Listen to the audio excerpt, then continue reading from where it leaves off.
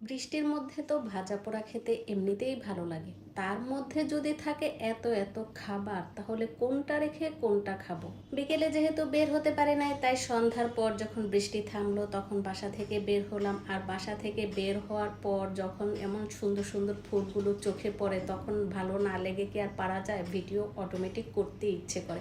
একটু বৃষ্টি হলে রাস্তায় পানি জমে যায়, তাই যখন রাস্তা থেকে পানিগুলো একটু সরলো, গুটি গুটি পায়ে হেঁটে হেঁটে যাচ্ছিলাম সামনের দিকে। আর দেখেন সামনে যে যাচ্ছে সে কিভাবে হাঁটছে, সেটা দেখেও আমার বেশ হাসি পাচ্ছিল।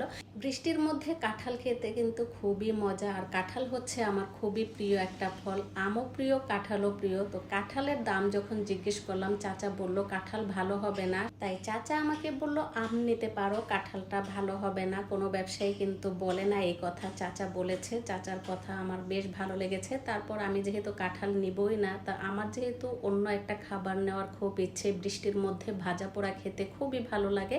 আসসালামু আলাইকুম, আশা করি সবাই ভালো আছেন। আলহামদুলিল্লাহ, আমিও আপনাদের দোয়ায় ভালো আছি। আসলে আমার খাবারটা বড় কথা না, আমার ছেলে বলেছিল, একটা আবদার করেছে যে মা আজকে যদি এই জিনিসটা হয় তাহলে খুব ভালো হবে। তো কি আনতে যাচ্ছি সেটাই আমি আপনাদের সাথে শেয়ার করছি। আর এই যে দেখেন, আমি এক পাশ ঘুরে যখন না পেলাম, তখন আরেক পাশে যে ঘুরে দেখে আসতে যাচ্ছিলাম, যে দেখি সেখানে আমার ছেলের সেই পছন্দের খাবারটা আছে কিনা। তো এখানে রাস্তায় তো পানি জমবেই, বৃষ্টি হলে সব জায়গায়, শুধু ঢাকা শহর না, গ্রামেও কিন্তু পানি জমে এখন রাস্তাঘাটে। তো যাই হোক, আমি সামনের দিকে এগিয়ে যাচ্ছি আর সেই পছন্দের খাবারটা আমি খুঁজছিলাম। তো এখানে এই পাশে যেহেতু আমি পেলাম না, তাই আমি আবার পিছন থেকে ফিরে চলে আসলাম। আর সামনে এসেই দেখি যে হ্যাঁ, এই জায়গাটাই আমার সেই পছন্দের খাবার, মানে আমার ছেলের পছন্দের খাবারটা পেয়েছি। আর সেটা হচ্ছে পিৎজা। আমার ছেলে বলছিল বৃষ্টির মধ্যে পিৎজা খেতে ভালো লাগবে, তাই আমি পিৎজাটাই নিয়ে নিলাম। আর এখানে পিৎজা ছিল 50 টাকা, 60 টাকা, 80 টাকা, আর হচ্ছে 100 টাকা।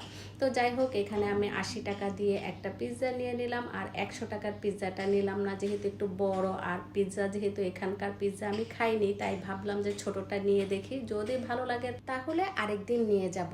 তারপর আমি যখন যাচ্ছিলাম, তখন রজনীগন্ধার ফুলগুলার যে সুন্দর ঘ্রাণ বের হয়েছিল, রাস্তা দিয়ে যাওয়ার সময় আমি পুরো অবাক হয়ে গিয়েছিলাম। তারপর আমি ফুলগুলো দেখে ফুলগুলো একটু ভিডিও করে নিলাম, কারণ একদম ঘ্রাণে ভরপুর ছিল এই রাস্তাটা দিয়ে যাওয়ার সময়। ছেলের পছন্দের খাবার তো নিলাম, এবার তো আমার ভাজা পোড়া দেখলে সত্যি খুবই খেতে ইচ্ছে করে, কিন্তু ছেলে বলছিল যে সে ভাজা পোড়া খাবে না। তাই আমি এখানে ভাজাগুলো দেখছিলাম, পেঁয়াজও ভাজাগুলা। সামনে থেকে আমি কিন্তু রসুনের বড়াটা নিয়েছিলাম। আর এই ছিল আমার ছোট্ট একটি ব্লগ। নেক্সট ব্লগ দেখার আমন্ত্রণ জানিয়ে আজকের মতো আপনাদের কাছ থেকে বিদায় নিচ্ছি। সবাই ভালো থাকবেন, সুস্থ থাকবেন। আল্লাহ হাফেজ সবাইকে। আবারও সবার জন্য অনেক অনেক শুভকামনা।